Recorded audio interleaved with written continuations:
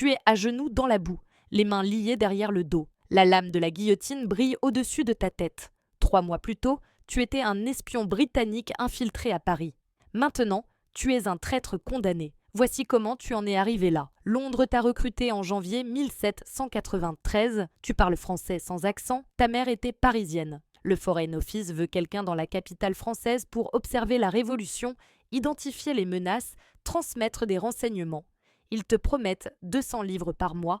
Tu acceptes parce que l'aventure te semble romantique et que tu ignores encore ce que signifie réellement vivre sous la terreur. Tu traverses la Manche déguisé en marchand de tissus. Tes papiers sont parfaits, fabriqués par les meilleurs faussaires de Londres. Tu arrives à Paris début février. La ville ne ressemble à rien de ce que tu imaginais.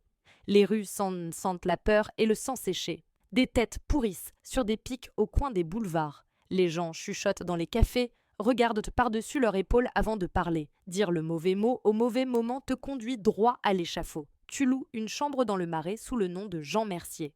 Ton propriétaire est un cordonnier nommé Fabien qui ne pose pas de questions tant que tu payes le loyer. Tu établis ta couverture lentement. Tu achètes du tissu aux halles, tu le revends avec une petite marge, tu deviens un visage familier dans le quartier. Les commerçants te saluent, les voisines bavardent avec toi sur le palier. Tu construis une vie qui semble réelle parce qu'elle doit l'être pour survivre. Le vrai travail commence en mars. Tu fréquentes les clubs jacobins, écoutes les discours enflammés de Robespierre et Saint-Just. Tu notes qui applaudit, qui reste silencieux, qui disparaît la semaine suivante. Tu identifies les radicaux, les modérés, les suspects. Chaque dimanche, tu codes tes rapports avec de l'encre invisible sur des factures de tissu. Un contact britannique les récupère dans une cache près du Pont-Neuf. Ton erreur arrive un soir d'avril, tu assistes à une réunion au club des Cordeliers.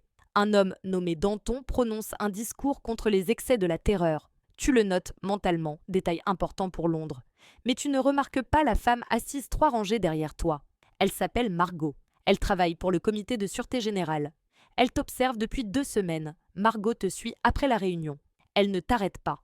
Elle attend, collecte des preuves, construit un dossier. Elle te voit acheter du tissu, mais jamais le vendre en grande quantité. Elle remarque que tu poses trop de questions sur des sujets politiques pour un simple marchand. Elle te surveille, déposer quelque chose près du Pont-Neuf un dimanche soir. 3 jours plus tard, elle fait surveiller la cache. Ton contact britannique se fait prendre en récupérant les documents. Ils viennent te chercher un mardi matin à l'aube. 6 hommes en uniforme bleu enfoncent ta porte. Fabien le cordonnier est avec eux, le visage blanc de peur. Il a parlé pour sauver sa propre peau. Il fouille ta chambre, trouve l'encre invisible cachée dans un pot de crème, les codes griffonnés au dos d'une Bible. Tu essaies de nier, tu dis que tu ne comprends pas. Il te frappe jusqu'à ce que tu craques du sang sur le plancher. Le procès dure 21 minutes.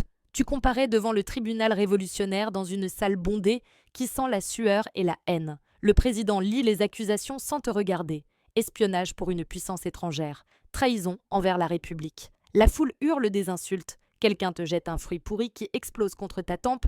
Ton avocat, assigné d'office 1 heure avant l'audience, ne dit rien pour ta défense. Le verdict tombe comme un coup près. Mort par guillotine, exécution demain à l'aube. On te jette dans une cellule de la conciergerie. 4 murs de pierre humide, pas de fenêtre, juste une paillasse moisie dans un coin. Tu partages l'espace avec un prêtre réfractaire et un aristocrate qui a refusé d'émigrer. Le prêtre prie toute la nuit. L'aristocrate reste silencieux, fixant le mur comme s'il pouvait voir à travers. Toi, tu penses à ta mère qui vit encore quelque part dans cette ville et qui ne saura jamais ce qui t'est arrivé. L'aube arrive trop vite. Les gardiens ouvrent la porte, appellent ton nom. Tu marches dans un couloir qui n'en finit pas. Chaque pas résonne contre la pierre. Tu montes dans la charrette avec 12 autres condamnés. La foule s'amasse sur le trajet vers la place de la Révolution. Ils crient, crachent, te traitent d'espion britannique, de traître, de chien. La guillotine se dresse devant toi, massive et implacable. Tu vois le panier rempli de sueur en dessous, destiné à recueillir ce qui tombera. 11 personnes passent avant toi. Chaque chute de la lame produit un son que tu n'oublieras jamais si par miracle tu survis aux prochaines minutes. Mais il n'y aura pas de miracle. Ton tour arrive. Les mains te poussant en avant, tu montes les marches en bois, les jambes tremblantes. Le bourreau t'attend en haut, visage impassible sous son tricorne rouge. Il t'attache les mains dans le dos avec une corde rugueuse qui mord ta peau. La foule hurle plus fort maintenant. Tu entends des mots distincts dans le chaos. Traître, espion, mort aux ennemis de la République. Tu cherches un visage familier dans la masse, n'importe qui, quelqu'un qui te reconnaîtrait comme un être humain plutôt qu'un symbole à détruire. Rien, que des étrangers assoiffés de sang. Le bourreau te force à t'agenouiller, tu sens le bois lisse de la lunette contre ton cou, on te pousse la tête en avant, ta joue presse contre la planche inférieure, l'odeur de sciure mélangée à du sang séché te soulève le cœur. Au-dessus de toi, la lame attend. 40 kilos d'acier affûté suspendu par une corde, tu fermes les yeux. Tu penses à ta mère qui préparait du pain le dimanche, tu penses à ton père mort quand tu avais 8 ans, tu penses au recruteur britannique qui t'a promis que l'espionnage était sûr si tu restais prudent. Il mentait, ou peut-être croyait-il ses propres mensonges. La corde se libère, tu entends le sifflement de la lame qui descend, puis plus rien, ta tête tombe dans le panier. Ton corps s'effondre sur la plateforme. Le bourreau soulève ta tête par les cheveux, la montre à la foule qui rugit d'approbation, quelqu'un crie « Vive la République !» D'autres reprennent en chœur. Ta tête rejoint les autres dans la charrette qui emmènera les restes vers la fosse commune. Ton nom disparaît des registres. Ton histoire se perd dans les milliers d'autres exécutés pendant cette période. Londres reçoit un rapport laconique 3 semaines plus tard. Agent perdu. Opération compromise, un fonctionnaire raye ton nom d'une liste et passe au suivant. Personne ne pleure. Personne ne se souvient. Tu deviens une statistique dans un livre d'histoire que quelqu'un lira 2 siècles plus tard sans s'attarder sur ton nom.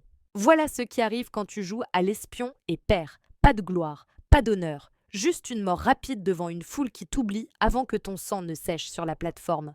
L'espionnage n'est pas un jeu, c'est une profession où l'échec signifie l'effacement complet, où personne ne viendra réclamer ton corps, où ton sacrifice ne sera jamais reconnu parce que reconnaître ton existence compromettrait d'autres opérations.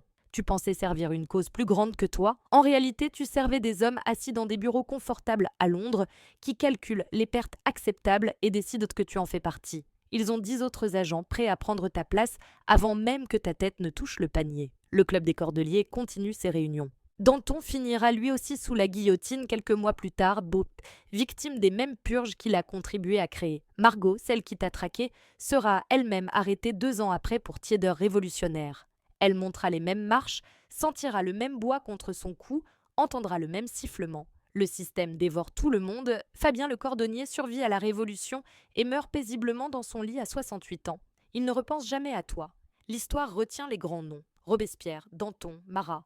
Elle oublie les milliers d'anonymes broyés par la machine. Tu es l'un d'eux maintenant. Une note de bas de page dans un rapport d'archives que personne ne consultera jamais. Ta mère apprendra ta mort 6 mois plus tard par un voisin. Elle pleurera seule dans sa chambre, incapable de récupérer ton corps ou même de savoir où il repose. Elle mourra 3 ans après, emportant ton souvenir dans sa tombe, et voilà tout ce qui reste. Rien. Tu as risqué ta vie pour des informations qui n'ont changé aucune bataille, influencé aucune décision importante. Tu es mort pour rien, oublié par tout le monde, effacé comme si tu n'avais jamais existé. L'espionnage romantique n'existe que dans les livres. La réalité, c'est Margot qui t'observe depuis 3 semaines. C'est Fabien qui te vend pour sauver sa peau. C'est la lame qui tombe pendant que la foule applaudit. Tu pensais écrire l'histoire. Tu es devenu une statistique. Et un nom rayé d'une liste à Londres, une tête dans un panier à Paris, aucune gloire, aucun monument. Juste le silence d'une fosse commune où personne ne viendra jamais te chercher. Voilà le vrai prix de l'espionnage, non pas la mort héroïque qu'on te promet au recrutement, mais l'effacement total comme si tu n'avais jamais existé.